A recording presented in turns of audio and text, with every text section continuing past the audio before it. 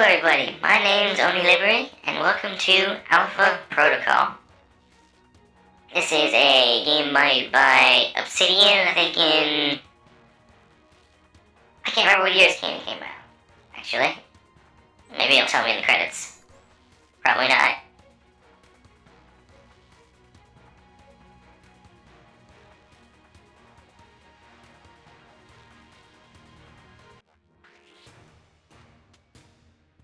"2010, oh, I was right.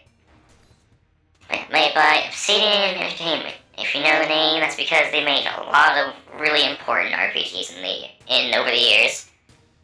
They made Knights of the Old Republic 2, which is widely considered to be one of the best Star Wars games.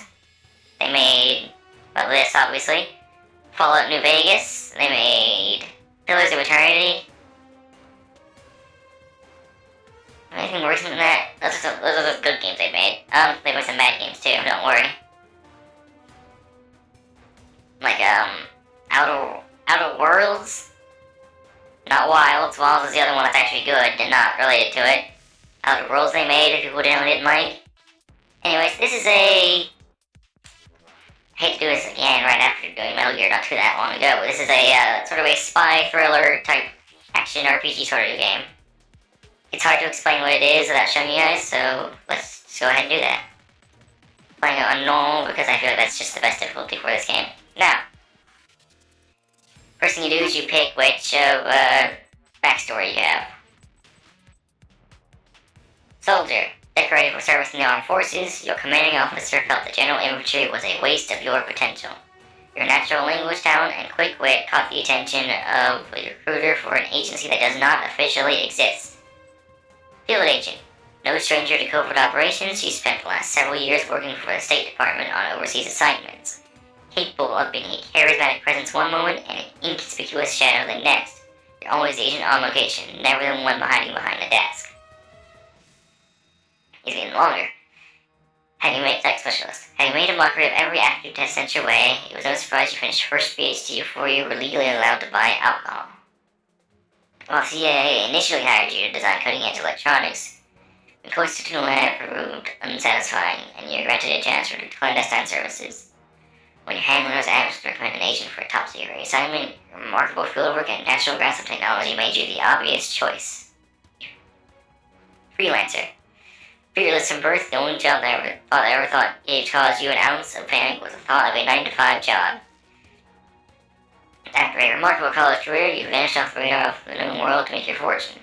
According to dossier, you've been a mercenary in Africa, a bodyguard of the Sultan of Brunei, the Omnian and African paramour of European princess, and the holder of 3 patents in Great Britain. But the truth is somewhere in the middle. One thing is clear.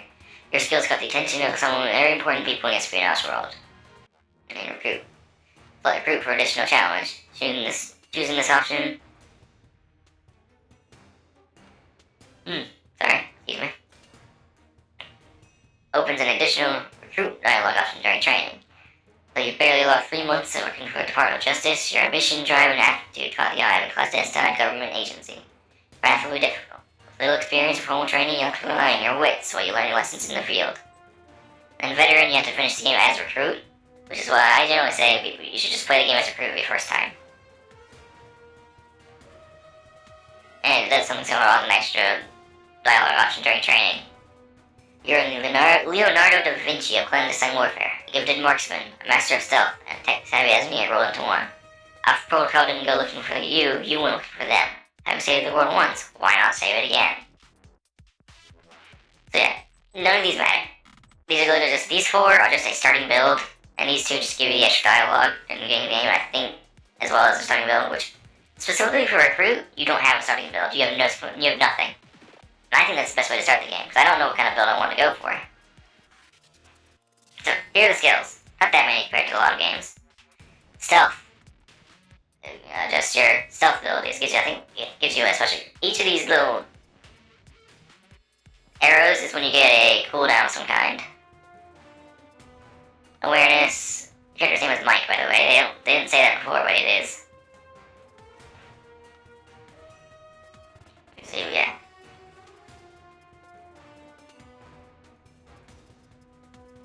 Your they kind of like go into tiers. I believe it's, first 5 tiers, the next 5, the next. I forget how it works. It's been a long time since I played this game, but it's a great game. And then here's the weapon types: pistols, submachine guns, shotguns, and assault rifles. That's every weapon in the game. And you also can do melee kills.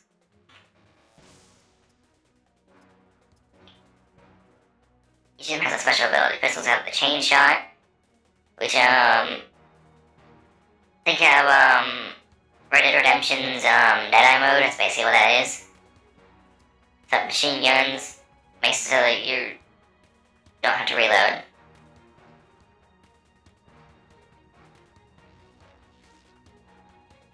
With SMGs, which is like it's a dual weapons for some reason. Shotguns, room sweep, increases deadliness, increases near fire, and every shot critical. Assault rifles makes it lock on temporarily. Also, I think assault rifles are always burst fire. That's kind of why they're not very good in this game, but they're okay. I don't know. I usually end up using pistols. That's probably what I'm going to end up doing. I don't know. Sabotage. Sabotage is for using traps. Technical aptitude increases healing for some reason, allows you to carry more gadgets, and lowers your cooldowns apparently.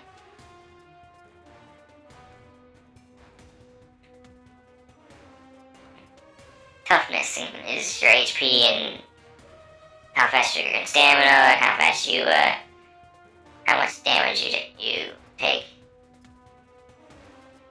And martial arts is melee combat, which is going to be very important.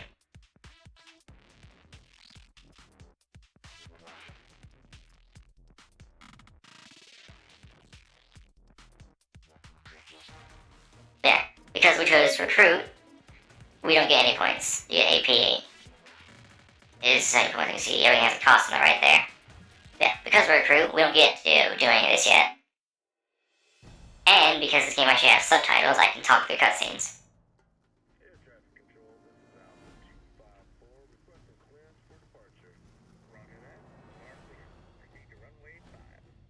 Oh, does it?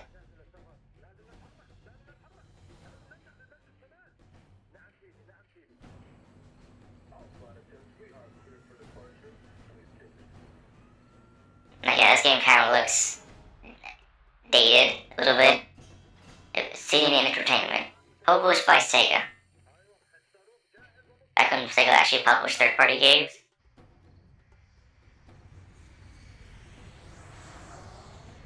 These days, they really only do like stuff with like closely affiliated studios, or studios they own. Back then, yeah, they would publish stuff like this. Yep.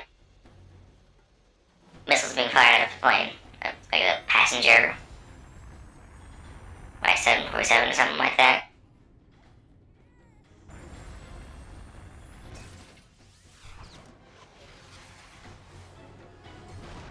Main takeaway, that's a pretty advanced missile, so someone with a lot of money and connections is doing this.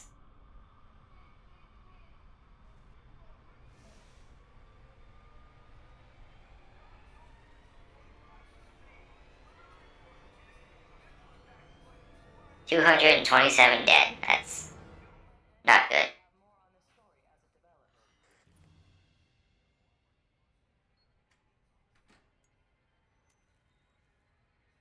Ooh, that flame effect is bad. Scar don't look right. Blamed for these events, Mr. Thornton. It is you. Alpha Protocol began here, after all. I see, yep, that's right. So the game started 3 months ago. The gray box. Location set classified.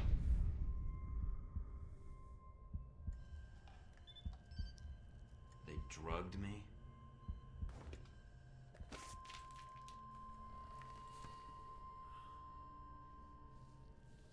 Great. Now I'm gonna fail the next drug screening test. They could have just asked me to close my eyes.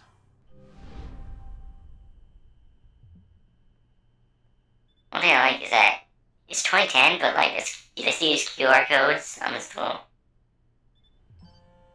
hospital pajamas, which is like I barely ever seen a QR code when this game came out. That's cool. Good. You're awake. Now here's one of the main mechanics, and this is how I kind of lean into this when teasing it. There was a specific interview where they said that this is how conversations work. You choose a stance. You can be suave, aggressive, or professional, and sometimes it's a special one. The three stances are based loosely on what they called the three Bs of spy films. Suave is James Bond, aggressive is Jack Bauer, and professional is Jason Bourne. It's specifically who they reference with these. How long you'd be under? Those tranquilizers wore off fast. Ugh. Oh, I think I'm still coming down.